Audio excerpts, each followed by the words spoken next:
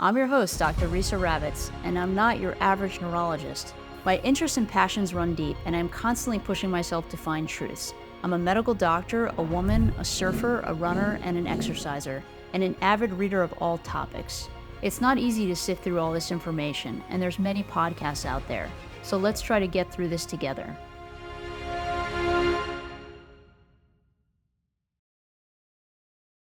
Jordana Turkel. Yes. So nice of you to come to the podcast. Thank you for having me. Really excited about this because I have to say, as doctors, we know less than zero about nutrition. We get even less than that in our education. Yeah. And let's start. So you Sure. are a dietitian, not a nutritionist, and I don't know the difference. I will teach you the difference. Yes. So thank you for having me. I think understanding the difference between a dietitian and a nutritionist can be very helpful in directing your patients to the proper care, right? Okay. So I am a registered dietitian. I also have a certificate, through the state. Each state can have different licensing, and New York, any registered dietitian who wants to practice clinically also has to be a certified dietitian nutritionist, and that's through the state. Okay. And then I'm also a certified diabetes educator, which is a totally different thing. I also have a certificate in weight management, which is a little bit different. But the bottom line is a registered dietitian has gone through at least 4 years of an undergrad degree, bachelor's of science of some sort. They also had to attend a nutrition program that was accredited by the Academy of Nutrition and Dietetics. And then they have to apply to an internship. And those internships can be anywhere from 10 to 12 months, and they can have different subspecialties as well. I did my internship through Sodexo at Lenox Hill Hospital. And then after you do your internship, you then have to take an exam and obviously pass the exam. We also have to keep up with continuing education. And if you have any further certifications, you also have to keep up your continuing education as well. Nutritionist can be a little hairy. So nutritionist is in the state licensing, right, for New York, but a nutritionist isn't necessarily regulated. So my undergrad degree as well as my internship was regulated by the Academy of Nutrition and Dietetics. It has to meet certain standards. There are a variety of different nutritionist degrees online that a person can obtain, and you don't necessarily have to have a science background. So dietitians are evidence-based. Nutritionists, not to say that they don't have good information for patients, but it might not be evidence-based. Gotcha. So it can get a little hairy. Well, you have me convinced. So Good. You're smart, obviously, which is amazing. Tell me what to eat. Tell me what to eat. I mean, all right, tell us what I'm to eat. happy that you asked, that you said, tell me what to eat rather than tell me what not to eat. Because I think that's I'll eat everything. Yeah. Well, good. I will. Well, that's sort of my mantra, right? So my number one rule in my office is nothing is off limits with the exception of sweetened beverages, because I want people to learn the value that you can get from food. There's minimal value. Give us an example of sweetened beverage. So like soda. So Juice. So my favorite is a natural juice. I drink a natural juice every morning. Okay. Like fresh squeezed. Fresh squeeze. I don't care if it's fresh squeezed or from a box or a can, or I don't care. Regardless, it's really high in sugar and there's little nutritional value for the average human body, right? Gotcha. Now, there are extenuating circumstances, right? Low blood sugar in type 1 or type 2 diabetes, sure. But when we're talking about, there's no value in sweetened beverages. If you want to have something that's orange flavored, have an orange. Actually eat the orange. Yeah. The fiber in the little things inside of the orange. You absorb it differently, right? Exactly. I know. Exactly. Yes. Exactly. Okay. So nothing is off limits. I'll teach you how to eat. I'll teach patients how to combine foods correctly, because eating is essential. We should eat to survive and survive to eat, and they should go hand in hand, but we shouldn't avoid any major food groups. That's what the consensus is. If we're trying to lose weight, reducing caloric intake is important, but not avoiding any major food group. Okay. So that's probably a big myth, right? Okay. Yeah. So it will yield an outcome, right? But is that outcome sustainable? Most likely no.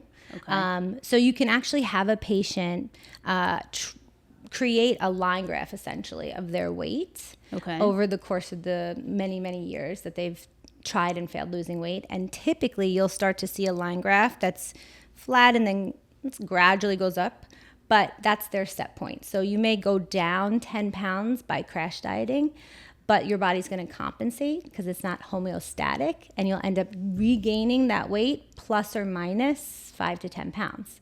So tell me more about that. I didn't know that actually. So there's a set point that basically your existence is sort of based on.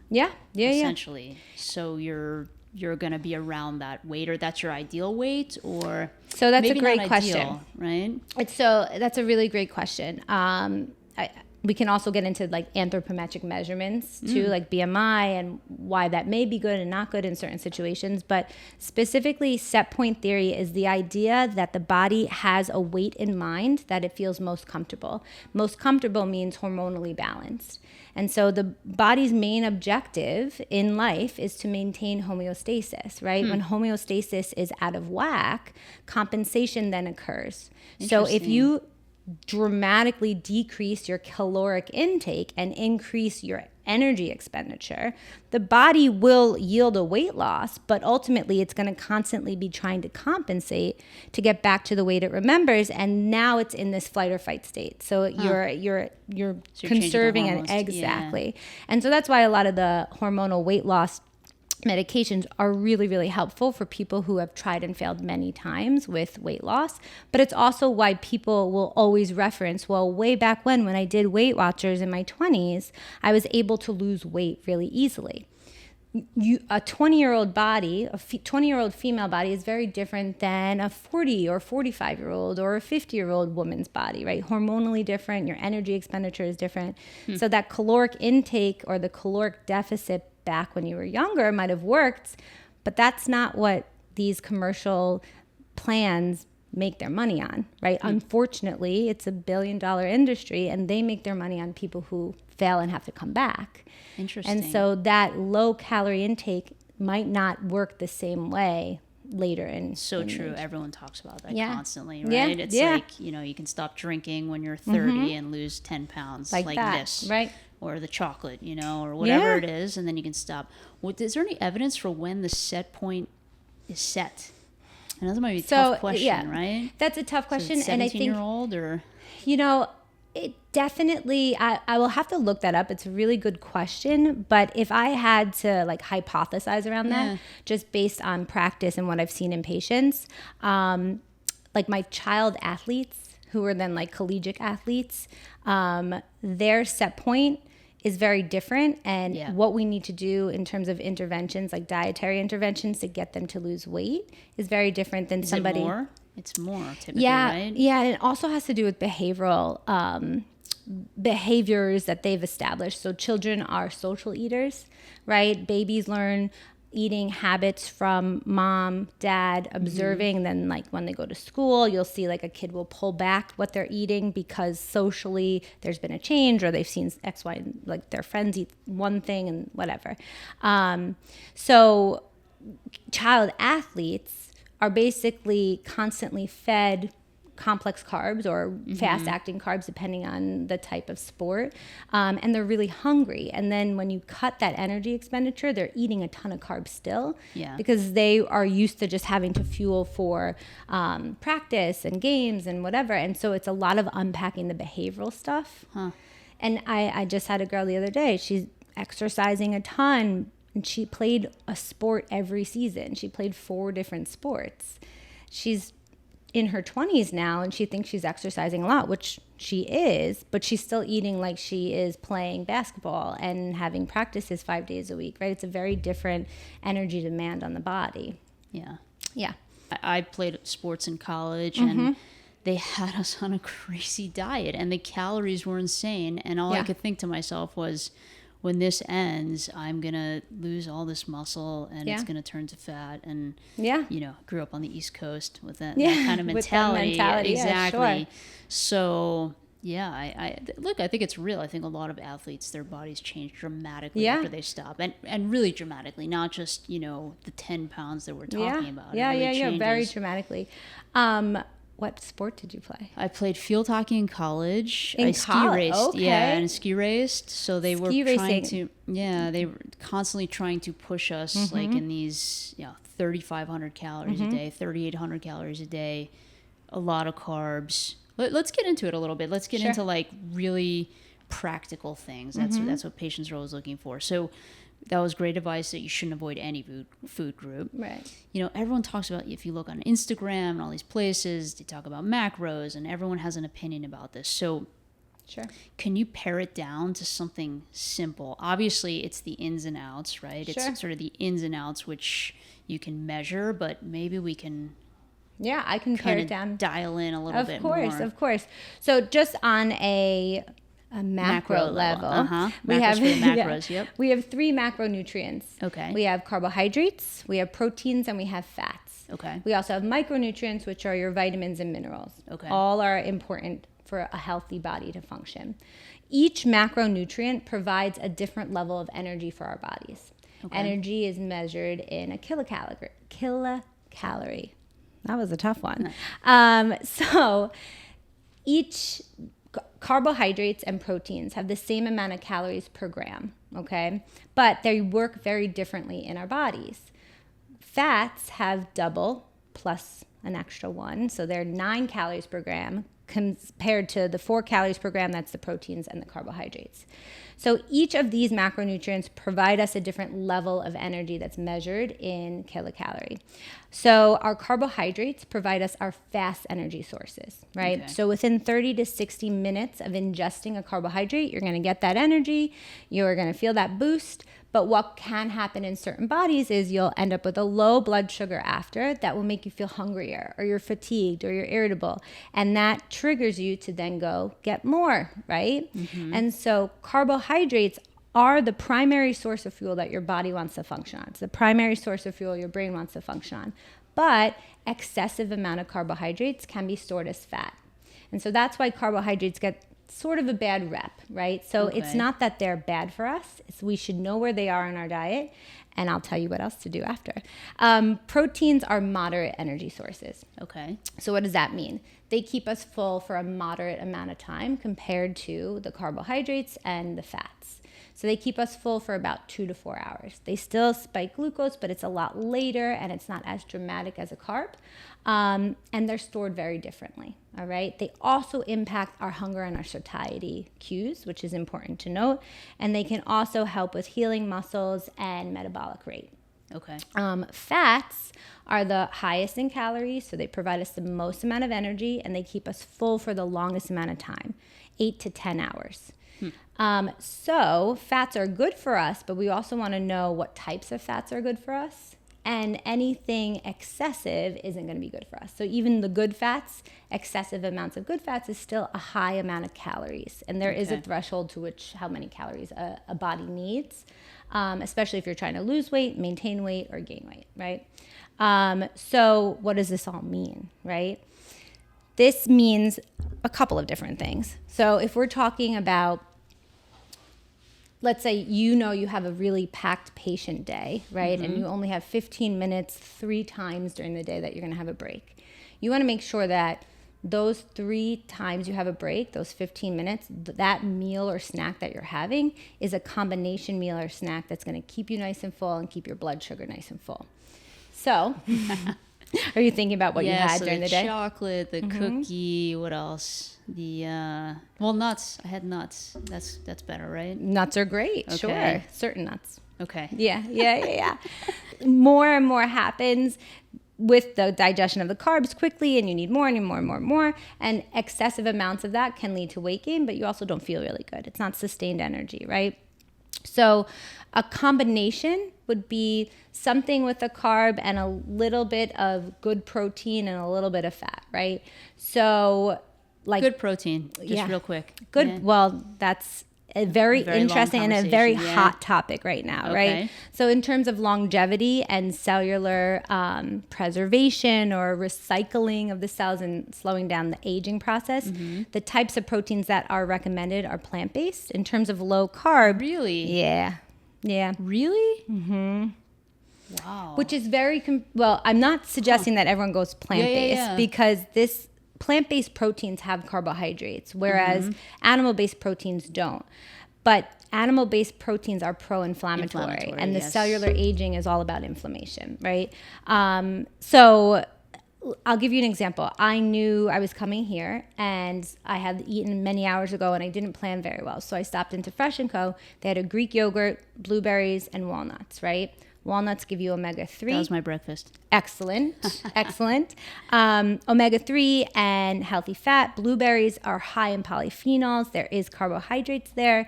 The edible skin of fruits is really good for cardiovascular health and GI health. And then the yogurt is high in vitamin D, calcium, and there is a little fat, not the best fat in the yogurt, but it still is going to help keep me full. So that combination, I know I'll be good for a couple of hours. So thinking it through as a combination is really important.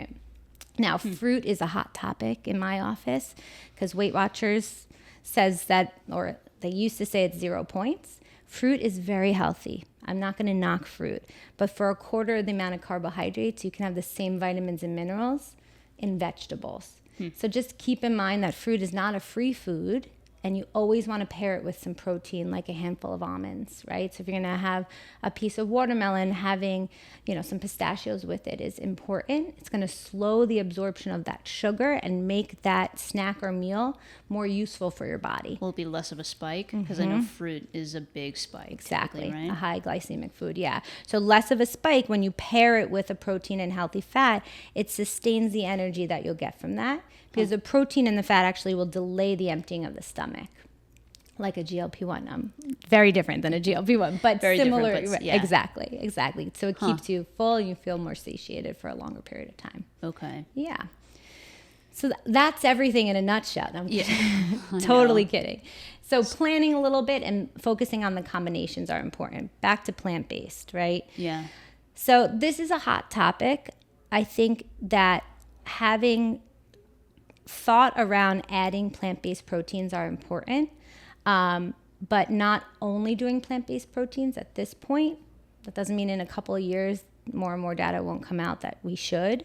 And give me good examples of plant-based proteins as well. Beans, lentils, tofu, edamame, nuts, nut butters, seeds. So this is a dumb question. No dumb question. I feel so much more full and lean with meat-based proteins. Like me personally, is that just a body type or? No, I think you're probably a little bit more in tune with your body and recognizing your hunger and satiety cues. Animal protein has more fat, and so that's probably why. Yeah, but it's that fat that's pro-inflammatory. I see. So when you're choosing animal proteins, you do want to choose lean proteins. You want to choose white meat, chicken or turkey without the skin. So that's the breast without the skin. And if you're my mother, it doesn't matter how many times I tell her, like, she has to have the thigh with the skin. I'm like, all right. Well, and there's my mom has to eat the bones. Yeah. Is that like a mom thing? Yeah, it's a mom thing. It's nuts. They chew them like, I know. Well, the marrow actually, not so much good from for you, chicken. right? But yeah, I know. I mean, not for nothing, but bone broth has been Jewish chicken soup for years. For years, right? Like, we started that. I know. Thank you. I'll take that credit. Yeah. It's but great. It's good nutritional value or Like, is that kind of a myth? Like, I mean, because they're selling all this stuff, right? It's not a complete protein. It definitely has some good vitamins and minerals in it. You still need to eat some other protein with it, but it definitely is an immune boost. I would say the Jewish penicillin isn't so far away, from the truth. That's a true thing. But other lean proteins. So the guidelines are really that you want to have fatty fish at least twice a week. Okay. And you don't want it to be farm raised. And you want to limit red meat. I usually tell patients twice a month, once a week if you have to. But when you're doing it, it has to be lean. Yeah. So you really want to do like the filet. I also am a food lover, so I know the more marbling, the better it's going to taste. I know how to pick a good piece of meat. That good piece of meat is not good for you. Fat in it. Yes, exactly. So you can think about it as anything that is solid at room temperature in terms of fat is going to be solid in your arteries. So saturated fat, that doesn't mean the liquid fat won't also clog the arteries, but the saturated fat is the biggest offender. So the visible fat on meat, butter, coconut oil, which is a big misconception. Yeah, real quick about fish too. So minimum twice a week. But what about mercury and everything everyone's talking about? So the likelihood of mercury poisoning from like a wild caught salmon is fairly low. It would be from like king mackerel and tilefish, like much different fishes, and you would have to be eating it multiple times a day to get the level of toxicity.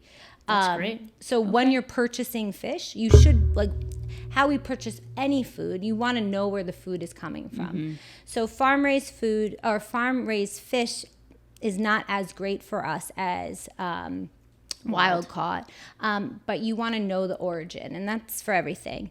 Grass-fed beef and organic chicken has a little bit less of an inflammatory response. There still is an inflammatory response with animal-based proteins, but less. So if you're going to eat beef, choose grass-fed.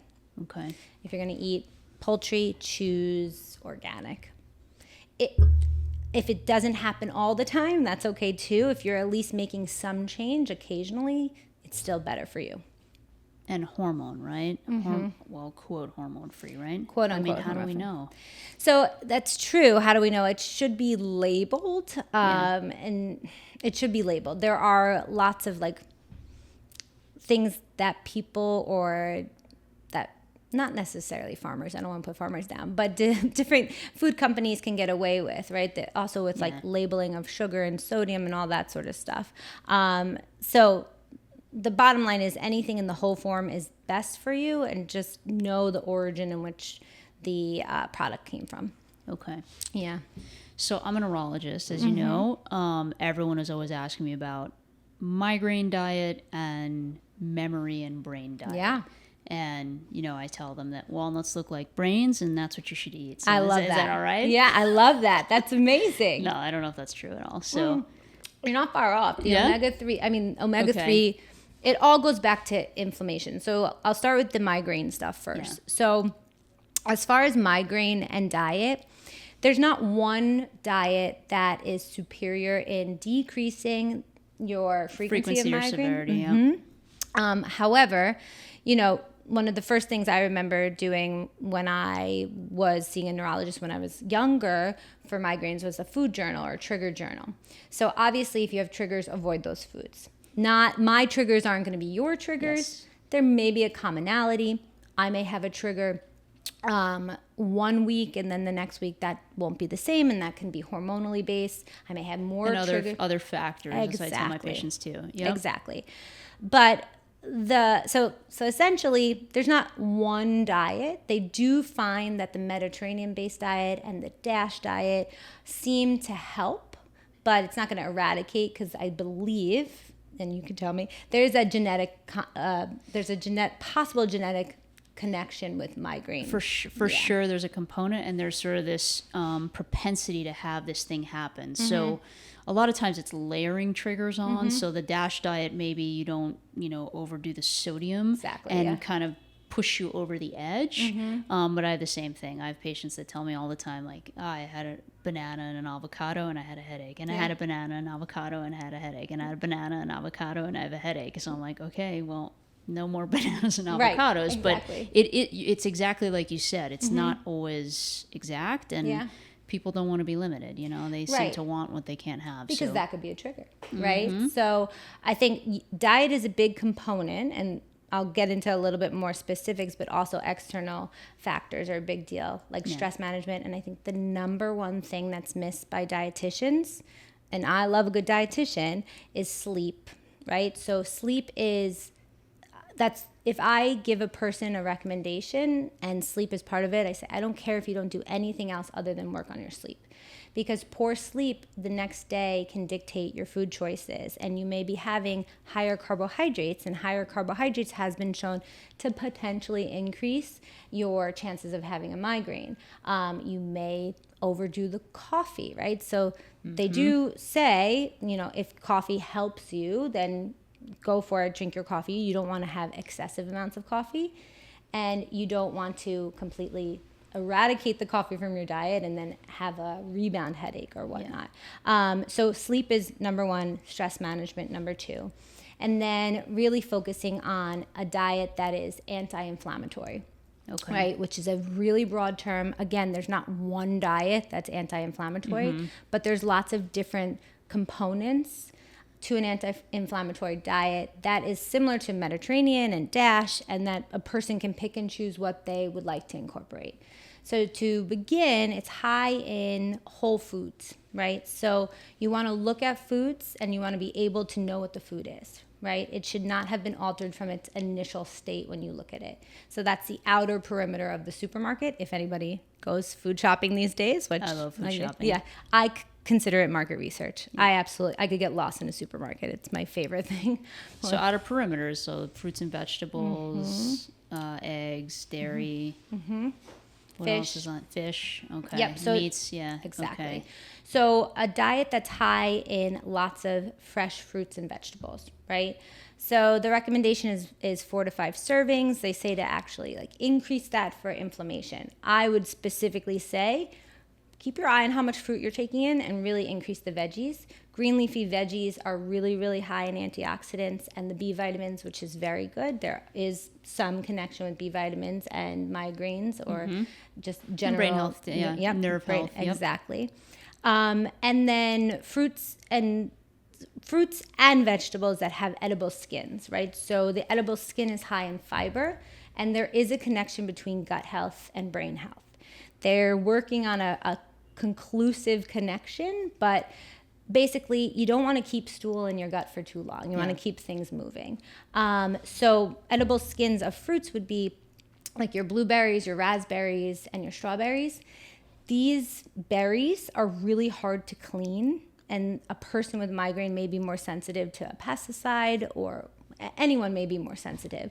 So it would be worthwhile to purchase these things as organic. Okay. I'm not like a stickler for organic, but because in order to actually clean the berries, you have to destroy them. You might as well just buy them organic. Okay.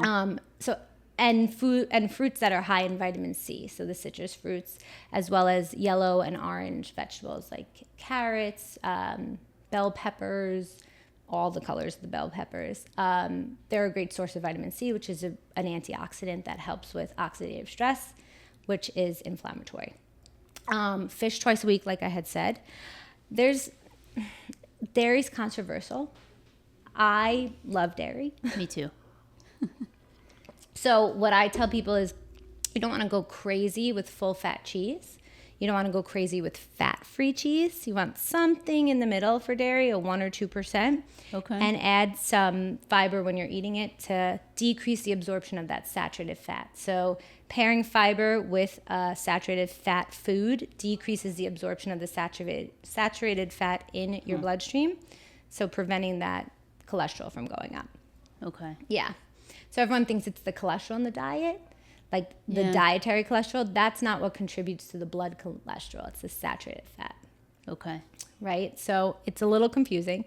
But for example, eggs, the yolk of the egg has choline, B12, and vitamin D. It's really hard to find all these nutrients together in one food source. The yolk of the egg is also high in cholesterol, but very low in saturated fat. So the egg studies didn't look at the whole breakfast, the breakfast meat, right? The pastries, the butter, right? That's where there was the trans fats and the saturated fats. There are certain cardiovascular genetic conditions where eating too many eggs is still going to raise your cholesterol. But when you're making an omelet, which is a great anti-inflammatory breakfast and an alternative to a bagel, is you want at least 1 whole egg and then 2 egg whites, which is just pure protein. Throw in a bunch of veggies, and it's really good for you. Low-fat cheese? Yes. Well, no. So you could do a little low-fat cheese. Sure, go for it. Yeah. But with migraines, aged cheeses. Yeah. A patient may have a sensitivity to the tyramine, right? The tyramine it triggers migraine. We know that. So so that's aged cheeses, tannin sulfites, also the same thing. Sauerkraut, pickles, anything that's fermented. So Choose your cheese wisely if you're a migraine sufferer. Use mozzarella. It's not aged. Okay. Yeah, it's actually also one of the lowest in sodium. If it's really? Yeah, if it's real. Like the bun, like the big button thing? Yeah. Okay. If it's packed in water, it's one of the lowest in sodium cheeses. Oh. Yeah, and sodium can be also a trigger. Yeah, for migraines. I think so. Yeah. The other properties of an anti-inflammatory diet include omega-3, right? So that was the fish, but also walnuts, avocados, avocado oil, and then also selenium.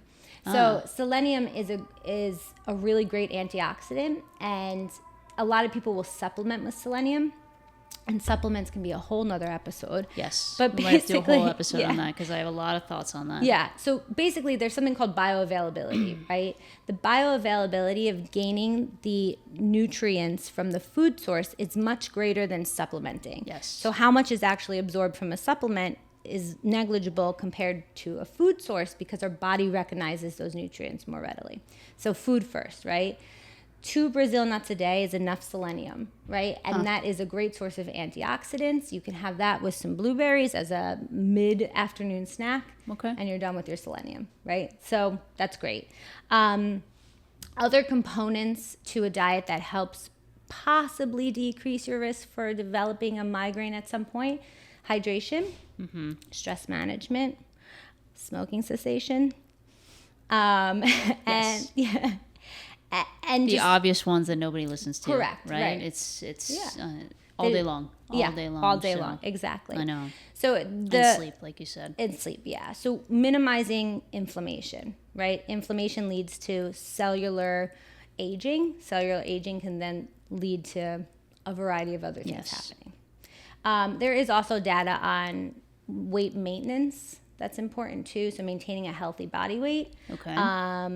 I read a study that there is a greater risk for migraines in overweight and obese people. So there's definitely that. There's also a greater risk for chronic migraine, for that to become chronic, for it to become a process that's like basically embedded in the person. Yeah. And chronic is much. There's definitively a positive association with obesity, unfortunately. Yeah. So we don't know exactly the mechanisms. I mean, I can guess at them, but it is, and chronic pain. Yeah. So yeah, and that all impacts your sleep and your cortisol level. It's like a chain reaction. Exactly. And then sort of trying to get out of that is really hard. It's you're on a different path. You're on a totally different metabolic and hormonal and pain receptive and pain. You're on a different.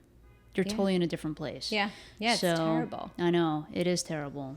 Isn't there also a higher prevalence of chronic fatigue in chronic migraine sufferers? I don't have that data. Yeah. That's a good question. I don't know the answer It might to have that. just been like a general, there's a greater risk of chronic fatigue in migraine sufferers. I thought I read a study a couple years ago about how it impacts, maybe it was for ocular migraines and how that can fatigue you. It's very interesting. I should probably pull that up. Yeah, I'm sure I it's would like on to my see desktop that. Yeah, somewhere. I want to see that. Yeah. That's interesting. Yeah, it's very interesting. Let's talk about leaky gut a little bit. Leaky gut, intermittent fasting, all these sort of hot topics that don't want to go away. And they don't go away. I don't know. They just keep coming back. So I think it's important as a clinician to recognize when somebody comes with one of these like buzzwords, you have to recognize that there's something that's been bothering them and they are seeking help. They're looking for a reason and they're looking for an explanation, and I totally understand that. Yeah, that's very human. The problem is when you latch onto that and you think you have a gut that's leaking, like literally like a pipe that's leaking. Right. And I don't know what to do with that. So well, I would say if they've done any of the at-home testing of any sort, there's no clinical evidence that those tests are accurate, right? But I validate what a patient is feeling. Exactly. Sure. Because I also, as a clinician, I want that person to feel safe to talk to me. And if I shut them down and shut down their idea, that's it. The session's over, right? And I'm in the business of making a person feel good. I don't profit off of them not feeling good, right? I'm in it. clinically, right? I want to see also, improvements. I can appreciate times in your life when, Mm-hmm. even from myself and from other people, like times when you feel more lean or bloated or heavy or not, and that's real. I mean, that's definitely very real. So I think it's like on that spectrum, maybe. Yeah, you know? but the leaky gut diagnosis is not evidence-based. That's not a medical term or evidence-based. Are there things that we can do nutritionally? Sure. I usually start with, let's do a symptom journal. I want you to write down what you're feeling when you're having a symptom and the food that you had prior or the beverage you had prior, right? Again, there's a big connection between brain health and gut health. I remember I was reading a book, doing a little soul searching in my 20s, and it was a medical doctor, but he sort of went down an interesting path. I will get you the book, but he said, like, your brain ends in your stomach. A nervous stomach is a real thing. That vagus nerve is a real thing. And it sort of dawned on me, like, why social media was wreaking havoc on my GI system, because every time I would see a picture that upset me, I was like doubled over in pain, or I was feeling nauseous, and I was like, oh. And then when I realized that I could be in control of that by getting rid of social media or doing something a little bit more constructive with my time, my symptoms dissipated. It wasn't food related. I could very easily have blamed, one of the things that I was eating probably at that emotional time, right? Interesting. Going through a bag of whatever, Doritos, something. Not that Doritos are bad. I love Doritos. But I know that it was probably more of my emotional response to it. That's easy to believe, though, right? Even when you're little, Totally. you the first thing that happens, you have a stomach ache from something, or Of course. So I understand that. So it's triggering it again and again, and releasing hormones, catecholamine. It's a big cascade. Process. Exactly. Yeah. I will say though, so leaky gut, I'll do a food record, and then usually I can see some sort of pattern. Yeah. Right. Everyone has a little lactose intolerance.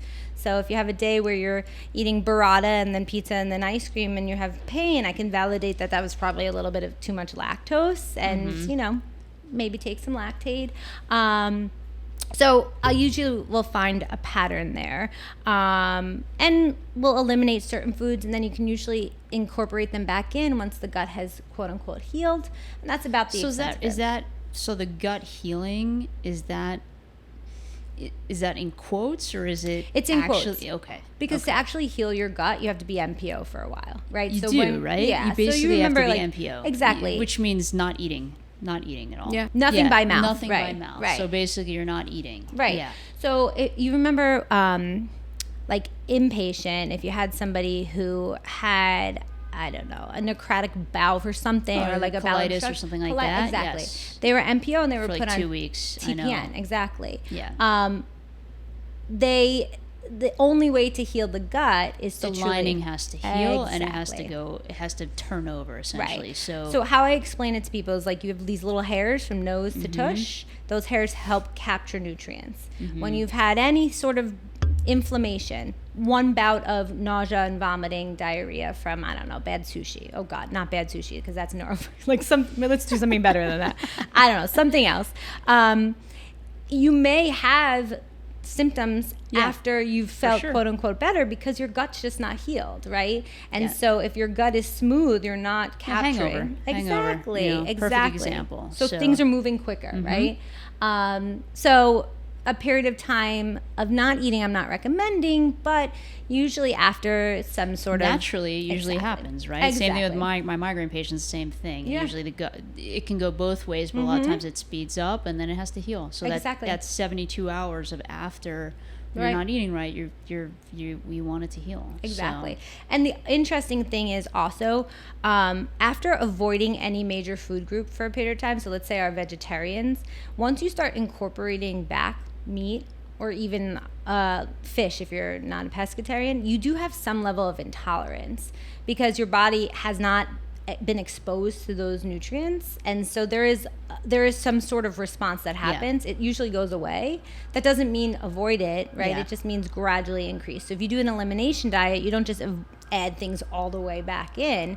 You do 1 or 2 new foods every 2 days or so. Okay. As far as intermittent fasting, though, I love me some intermittent fasting. Really? Yeah, it's very okay. controversial in many different aspects. Yes. Many dietitians don't approve of it. And is it different for men and women? So let's start with... It's different for everyone, and there's different terms. So there's time restrictive eating, and there's intermittent fasting. So time restrictive eating refers to the amount of time in which you're eating, right? Okay. That's not necessarily a calorie deficit. You can do it as a calorie deficit as well, but you don't have to. Okay. Dr. David Sinclair talks about fasting. I know that he does a lot of great research on aging. He talks about eating one meal a day. I do not recommend that at all, especially with the slew of patients who are on GLP-1s. You will not feel good eating one meal a day. So intermittent fasting, there are some really great studies on how it can impact glucose metabolism. So in a person who's insulin resistant, your pancreas is churning out more and more insulin, and that insulin isn't as effective in getting the nutrients in for metabolism.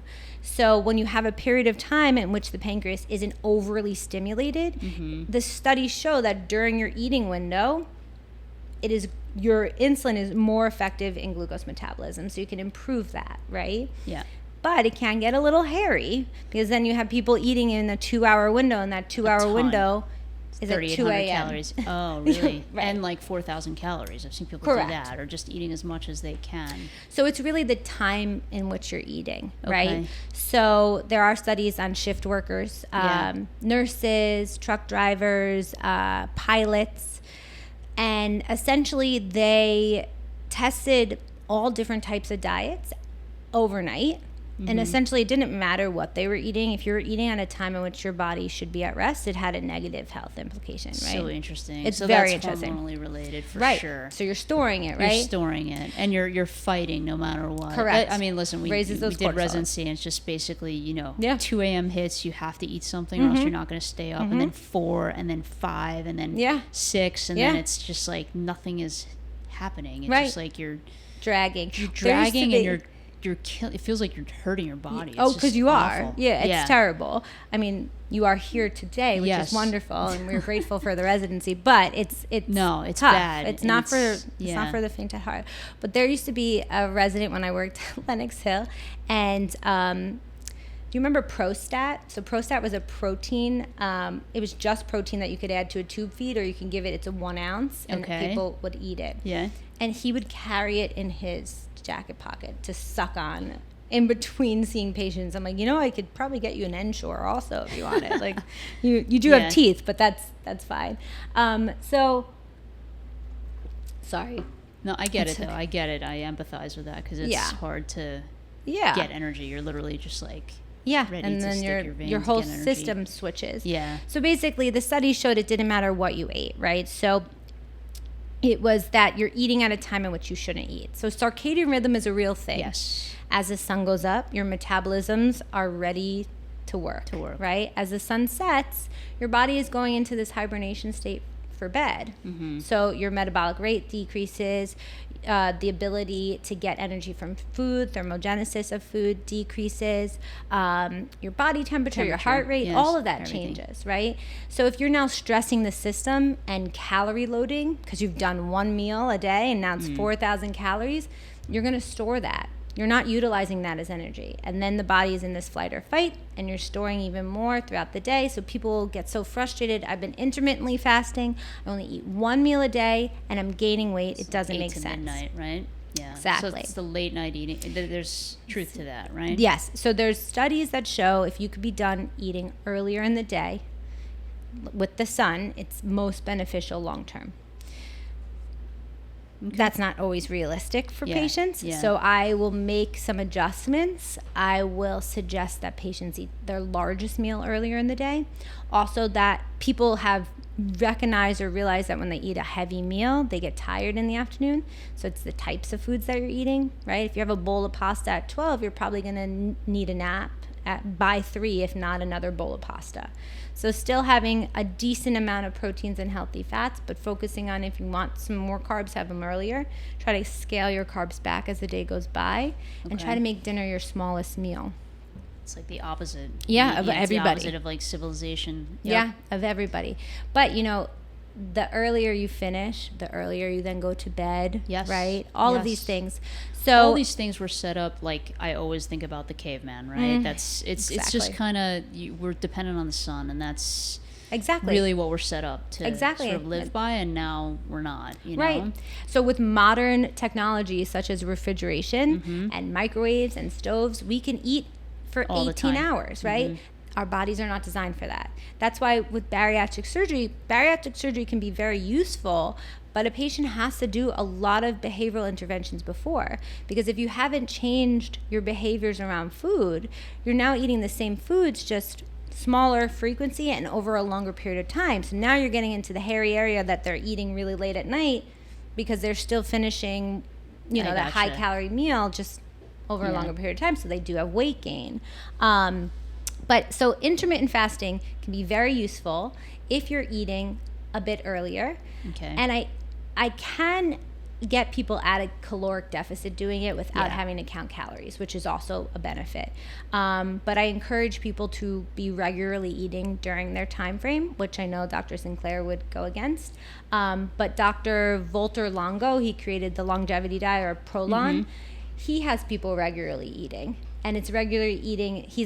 His program is on a calorie deficit. But I take that sort of principle to help with metabolic rate, right? So we know that proteins can help with metabolic rate. If you have more muscle mass, you have a greater metabolic rate. So all of these concepts combined together, I usually tell people try, if I can get a person to do 12 hours of fasting, 12 hours eating, great. And the next session we do 14 and 10. I see. And so depending on different conditions, sometimes I have someone do a 16-8. It's not always doable though, right? And people will, I hope most of my patients will communicate like, I tried and I'm not able to do it. Yeah. It will be impossible to do the fast and stop eating early if you're not eating enough during the day. Yeah. You're just going to be suffering, and you're going to have disrupted sleep. It's not going to be a good experience. Yeah. And I won't be able to get a person to exercise if they're not eating enough either. And they're tired, yeah. Exactly. So intermittent fasting can be a great tool. I don't like the word fasting. I think it has a negative connotation. There are some really good studies on fasting and there's great studies aging, for longevity, aging. There is. Right. So infection rates, it's really astonishing. Inflammatory markers decrease. It's really, I know. I like to think of, so at the end of like a baseball game or a basketball game, and you look down and there's just garbage everywhere. Yeah. Right? So someone has to clean that up. So fasting is the way that the cell can clean that up or recycle all that stuff. And it's not a medication, right? It's not, I say it's not so difficult. It can be difficult. I don't want to minimize it. But it's a way for you to slow down the inflammation and the aging process of your cells, which is, that's amazing. You're in control of that. I think that's amazing. I also go back to the caveman again. Yeah. So basically, like, there wasn't food available. So people did not eat till they were stuffed. That's one thing. And then, I'm Jewish, and I look at the Torah, and actually it tells you to not eat to satiety. Actually, it tells you to be a little bit hungry between each meal, which is really interesting and an aside, but just thought I would add that in. It's very interesting, and I don't think we're meant to just be full 3 times a day or 4 times a day. Correct. Right? They say babies are the optimal eaters. Yeah. Right? They eat, if we don't force, right? They eat until they're full and then they stop. Yeah. Right? We lose that because we then wean them and give them food and push the food and reward with dessert and all those things. And those behaviors are then established, and it's hard to get away from that. And consumption and ads and everything. Of course. Everything. It's of course. Absolutely. And it's a whole culture here. Yeah, it's just a culture. Exactly. Every family event for me is around a meal. Same. The other thing that I find really funny, so a little bit of my background is I absolutely love food. I love food. My boss will introduce me as, this is Jordana, she eats. And I think that puts down everyone's defenses. But I was a food first person always. But my mom has interesting food thoughts. They're not unhealthy, but she never considered cereal a real food. She would never give us pizza for dinner. Dinner always had a salad, a folded napkin, a protein, a carb, and a veg. That's great. Yeah. a little OCD, but it was great. Yeah. And I remember, I have like a distinct memory. I'm not a candy lover, not because I'm a dietitian, just I prefer savory over sweet. But I remember my mom once saying to me, I got you a special snack. Like, I can't wait for you to see. I got you a Reese's peanut butter cup. And I was like, what? Like, I remember I was in 3rd grade. We still had the brown paper bags. I opened it up, and I kid you not, it was a chocolate rice cake with natural peanut butter. And I was like, what is this? This is not a peanut butter cup. What is this? Right. And I came home, she's like, did you like it? I saw it on Good Housekeeping magazine. I was like, did I like it? I thought I was getting candy. I was going to be the king of the world, right? Like, everyone's going to want my mom. No. So that was the household I grew up in. We didn't have a lot of processed stuff. I mean, it was always downstairs. If we wanted it, we can get it. We weren't not exposed to it. It just wasn't what we would lean towards. And so every time I go home, all my favorite foods are there. I don't live so far outside the city, and I go home like weekly. So the fact that when I go home, she goes food shopping for me, and all of my foods are there, I'm like, this is not okay. Like, this is not okay. She also thinks, she's like, I guess she thinks that you can't get certain foods in New York City, and she can't. Yeah, it's not true. She can't help herself with not sending food home. So one day I said, Mama, thank you so much. I don't need any food. I opened up my my work backpack, and there was a half a chicken cutlet and a nectarine. And I was like, what is this? I called her. She's like, I don't know. I thought, you like the nectarine, and the dog might want the chicken. That's classic. This is psychotic. No, She's a feeder. No, they're feeders. They're feeders. Exactly. Now it's mine now love Costco, my parents. Oh God. So I come home and I love cheese, but it's like pounds of cheese, and I'm like, what do I do with this? The Jarlsberg is this big. I love it. I can eat the whole thing. Yes, I know. Me too. I will eat it too. My favorite the whole thing. I know. Do you know what Costco has that's really good? The Kirkland brand hummus cups. Oh. They're so good. I will try that. The Kirkland hummus is so good. Okay. Yeah, and it's a great source of protein and healthy fat. Okay. It's delicious. Yeah. It's one of my favorites. So many things to go over. Really quick, I just want to hear about protein. Mm-hmm. Is there too much protein? Mm-hmm. Okay, because they're always fitness people are pushing. Sure. I've trying to retrain and build lean muscle. I can't eat it all. I can't. Yeah. And I don't want to take all the supplements and I wouldn't. Yeah. Okay. So, I mean, let's start with the supplements, like protein supplements, right? Yeah. I heard creatine, a really good powder, all the stuff. Okay. So that's a waste of your time. The pre-workout, the post-workout. If your body's functioning normally, you should heal. I would say there's some good evidence on CoQ10 and magnesium for muscle recovery. I'll take that after a big workout if I'm lifting heavy. But in terms of the protein powders, so it's an interesting debate, right? So it's a processed food item. It absolutely is a processed food item. You feel like it after. Yeah, it absolutely is processed. However, if I have a patient who they're not at the place where they could get enough protein, right? They lean more towards the carbs, and I need them to have enough protein, do the shake. If the shake is going to prevent them from choosing a donut or something that is not nutrient dense, and I know they'll get 30 or 20 grams of protein in one shot, great. The risk benefit, the benefit is much greater than risk at that point. There are plant-based protein powders, and there are animal-based protein powders. They all can cause gas. They will all make you gassy. I don't care what anyone says. They're the worst. And they don't taste good. No. They're a means to an end, right? Okay. There's one brand that people like that has a little caffeine in it, and they'll put it in their coffee shake. It serves a purpose. So if you dive into weight loss studies, usually a weight loss study will include at least 1 or 2 meal replacements a day. There's a couple reasons for this. It's calorie counting, right? Mm-hmm. But the repetition of a meal replacement decreases that serotonin and dopamine. And so what they found over the course of the day, the caloric intake was less. Yeah, so that makes sense. Being bored is a good thing, right? Do you have to use a shake for that? Not necessarily. I'll have somebody do a meal replacement, but they can change week to week. but it has to be the same thing. I have gotten in trouble with that, saying like, let's keep one meal consistent, and somebody kept a bagel and then a croissant, and I was like, okay, let's give this some more parameters around this, like consistent but nutrient dense. So proteins, the average human body requires 0.8 to 1 gram per kilogram of body weight in protein.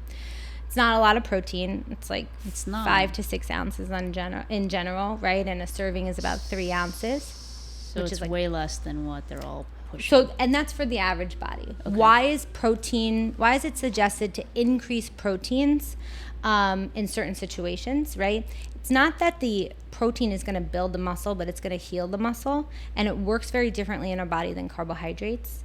And so if you're trying to be at a caloric deficit and exercise and satiate yourself, proteins are a better source than carbs, right? So that's why animal proteins too much is pro-inflammatory. So the balance between having enough animal proteins and enough plant-based proteins to meet your goals at the gym can be difficult. You have to be eating enough if you're lifting heavy, or if you're trying to actually see results at the gym, which can be very confusing to people. So that's the basics. You can exercise on a fast if it's early in the morning. It can be beneficial, but you do want to refuel if you're lifting with protein, at least 10 grams post-workout. If you're doing cardiovascular exercise, you need more carbohydrates post-workout to put back the depleted stored glucose. But you don't need as much protein in an average situation, but if you're trying to build muscle, not that the protein builds muscles, but it helps heal, you do want to take in some extra protein. Does that sort of answer the question? Yes. It's confusing. Yes. It's multifaceted. Confusing, and I think numbers would, that's helpful to actually have some numbers, because they like triple those numbers, essentially, or double to triple, which is hard. It's hard to do. It's very hard. So to go back to macronutrients, so typically a macro split, right, a division or a percentage breakdown to build muscle is 30% carbohydrates, 40% protein, 30% fat. And depending on the person's size or the person's goal weight or ideal body weight, there's a variety of ways to calculate caloric needs. That could be a lot of protein. So what I usually tell people is look at your total calories if you're going to record. Try to keep your total calories at that deficit. Next, try to keep your carbohydrates low and your protein more than your carbohydrates. That's basically it. The fats usually are high because they're working on getting their proteins, and it's hard to find proteins without fat. It can be done, but it's a lot of work. And you can still, if it's not a perfect division, you can still see positive outcomes at the gym as well. Oh, brain health and exercise.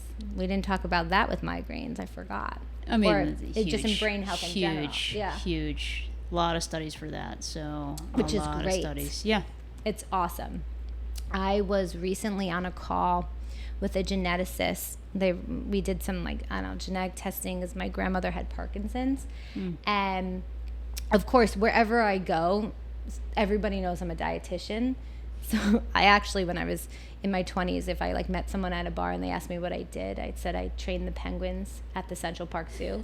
Because without a doubt, if you're a dietitian, it turns into their GI issues, and the last thing you want to be talking about at a bar in front of your friends. Exactly. You don't want to be talking about poop at a gym, but at a bar anyway. It's better than them telling you about their mental health issues, when you're a doctor. Or exactly. So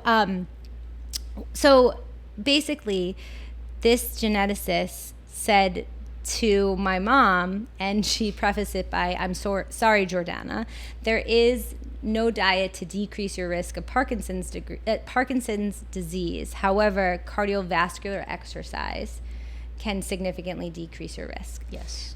Which I was very pleased about, because a few weeks prior to that meeting, my mom had come to see Dr. Eitan, and we did her in-body. Dr. Eitan walked her over. In-body is a bioelectrical impedance, so it's percent body fat. Oh. Yep. Walked my mom over to my office. Just, Dr. Eitan's very sweet. She just put the paper down. She sat down next to my mom, and she goes, I've never seen such a small amount of muscle mass. And I was like, I know. So my mom I've exercised my entire life. So has my dad. Yeah. My mom has been not. telling me for 2 years she's thinking about exercise. Ah. The weights are on the counter. She's thinking about it. I She can beg of watch you. them. She I can bought watch her like the walking pad. I'm like, walk while you're watching West Wing. Like nothing's hard. like It's such a habit. These things are they're habits that are so ingrained. Yeah. That start when we're like 3, honestly, or even younger. Absolutely. It's just kind So of there is data on enjoyment of physical certain things. yeah. There is data on physical activity in young humans and the benefit of that. I mean, they've done population studies, and essentially populations or people who just move more in general have less prevalence of diseases, and mortality, I believe, decreases like 20% if you're regularly exercising, which is great. I love that. It's regular. I know. Yeah. Like, that's the key. Regular exercise. Yeah. I just thought of a really quick one too. Yeah, sure. Seltzer versus water and bone health. Anything? Because the nutritionists I talk to are always pushing this, and I'm like, is that in real? A positive way or a negative way? No, negative. They say that the carbohydrate gets absorbed into the Sodium. CO2. Yeah. CO2 gets absorbed. Not the sodium? Because it's that too, but I think it's something about the gas bubbles that like get into the bone. I'm like, I never heard of that. so that seems nearly impossible to be, right? Me too. Yeah. Me too. Okay.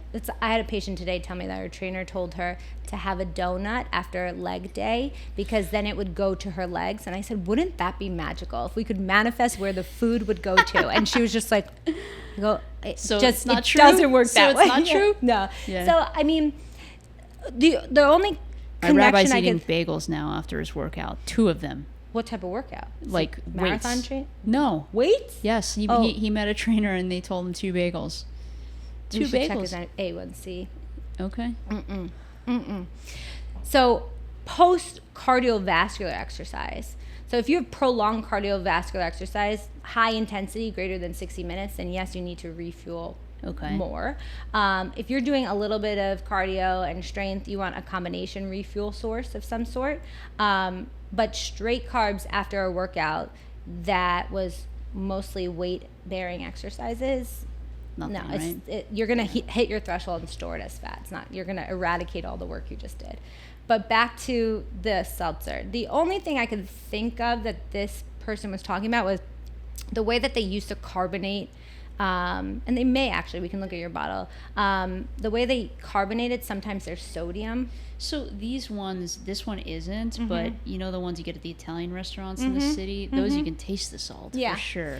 So, I mean, high salt diets do impact bone health.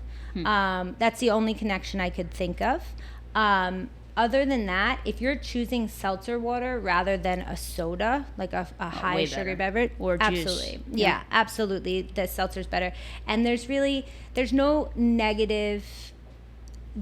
negative about drinking seltzer, except there can be increased urgency to urinate at night. So Interesting. So I've had a couple of urologists tell patients to cut off seltzer intake by a certain time. Okay. But during the day, that's fine. And honestly, if hydration is key. So if you're dehydrated, your hunger, or as you get older, our hunger and our thirst cues get disconnected, or crossed, I should say. So you may actually be thirsty, but you're interpreting that as hunger. So if I can get a person to be at baseline hydrated and then make a decision if they want seconds or try some water first, then I don't care if you're drinking seltzer. Okay. Go for it. There's a lot of great seltzers out there. Yeah, and for sure. They're perfectly fine. I think maybe she was thinking... I've heard it from multiple sources now, and I just don't. I'll have to look it up, and it. I will own it if I'm incorrect. Me too. But Me too. I know that there's certain carbonation, but it's usually found in sodas that can interfere with the bone, with the calcium absorption. I have not heard it in seltzer though. I love what I do, and I love the impacts. You know, there's a lot of jokes. It's huge. It's huge what you do. It can it's be. Huge. It can be. But, you know, there's a lot of jokes. I think Dr. Eitan showed me once. There was like a post on one of her endo blogs about like diabetes educators, like overly zealous and like prescribe and doing all these things. And I get that. I absolutely love where I work, and I love the autonomy I have, and the trust that the doctors give to me in helping a patient with their dietary interventions. I think that, like, I've been in situations where I might not have had the best working environment. I am so happy, and I love what I do every day, and the impact can be so great. So it doesn't matter so much. Right. I mean, I'm happy that you like where you are, but I agree. It's amazing. It really, like, if you... You're changing the needle on someone's life. You really are, and you're changing, like, you know, we dole out medicines, and it's not our fault. That's what we have to offer, because we've already, this is the effect of years and years. You are changing the needle on somebody that you know, it's going to alter their and their quality of life too, not just their length, their disease state. So it's huge. And I'd say this with really respect. We learned zero about it in school. We don't have so we can't educate like you can, and we don't have the time to, and people aren't willing to hear that, so then they go to these other places that aren't valid places. So you're doing amazing work, and I love it. And I think your patients are lucky, you know. It's because you need to be enthusiastic, and it's good. And I hope my biggest hope for patients is that they can see my enthusiasm, and that will encourage them, because I get one of the first questions I will ask patients is like, why are you here? Like, what brought you in? What are your intentions? And sometimes it's the doctor told me I had to come, or my cardiologist said I had to come. That patient's very different than, well, I was reading this online about this and that, and I want to know. And like, there's a very big difference between who's ready for change and who's not. I love the challenge, though. I love somebody who comes in and was like, the doctor said to come in.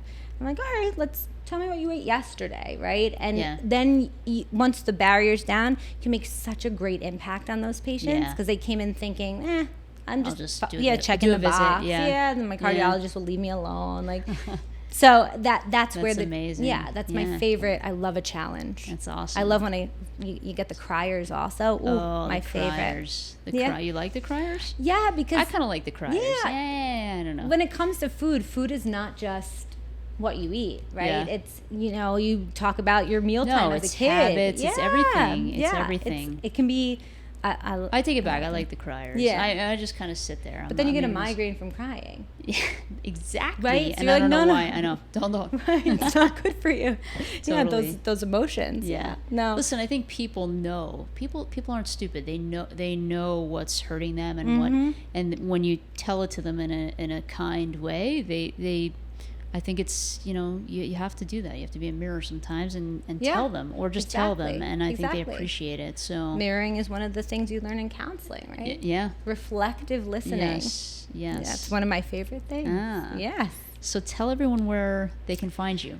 Sure. Where you work, social media. Well, social media plans. I did take a little break from, because you remember the GI health, the GI but thing. you can find find no social media. Right. So I work at Park Avenue Endocrinology on 75th between Park and Lex. I am the dietitian and diabetes educator there at the office, and we have 3 board-certified endocrinologists there.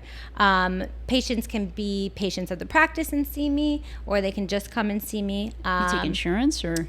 So if you're a patient of the practice, yes, you can see me covered under insurance. If you don't want to become a patient of the practice, you can pay cash for the appointment. And we have some really great tools. We have metabolic carts, which is amazing. It's indirect calorimetry.